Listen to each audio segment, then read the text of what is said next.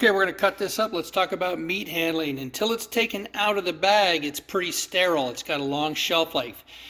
The number one source of bacteria, pathogens, Listeria, Salmonella, E. coli, that's going to get on that meat is going to come from our hands. It's all over your skin, even when you wash them. All right, so if you're going to cut up your meat like this and use it for something like salami, where it has a long period where things can grow, absolutely be wearing gloves. If you're going to make like fresh sausage and cook it right now and keep it all frozen, cool down, maybe you don't have to, but best practice is to wear gloves when you're cutting up the meat and doing your sausage, just to keep salmonella and listeria and all that, which is on your skin all the time, out of the meat.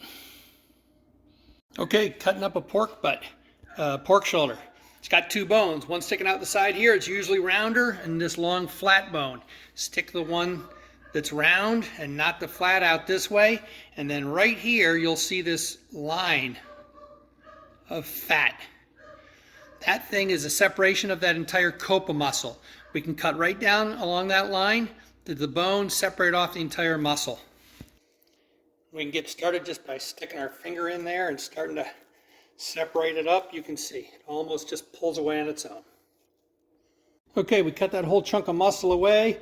We'll trim that bone out later, but I'm just going to cut strips like this. Number 22 grinder that I got, powerful 1 horsepower motor. I can just grind that strip right as is.